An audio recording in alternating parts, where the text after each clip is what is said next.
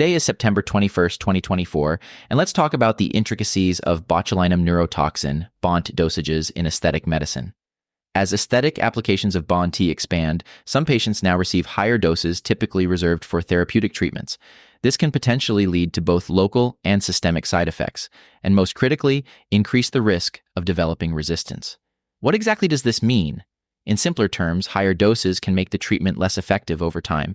For example, common aesthetic procedures that involve BoNT, such as calf slimming, can use significant doses, up to 720 units or even more. Compare this to therapeutic uses like treating migraines or cervical dystonia, where doses are usually similar. However, with increased dosages comes the potential for resistance through immunogenicity, the body's immune response to the toxin. Studies have noted that patients sometimes need more frequent injections to see the same results, indicating partial resistance.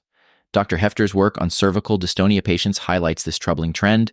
Antibody positivity was linked with worsened disease severity in those initially responding well to treatment.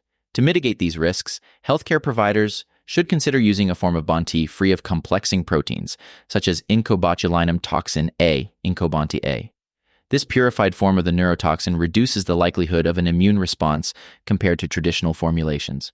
Resistance can still emerge, even with purified toxin formulations, especially if neutralizing antibodies develop. Therefore, keeping the dosage and frequency at the minimum necessary to achieve desired results is crucial. For those already experiencing resistance, switching to incoBoNT-A has shown some promise in reducing neutralizing antibodies and improving treatment response over time.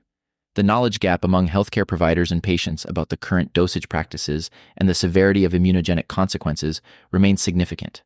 It's imperative that they maintain accurate treatment records and opt for a risk-based approach to prevent and manage resistance effectively. This ensures the longevity and efficacy of BoNT treatments for both aesthetic and therapeutic uses. Stay informed and prioritize your treatment plans to achieve the best outcomes. Let's bridge the knowledge gap and ensure sculpted confidence for all our patients.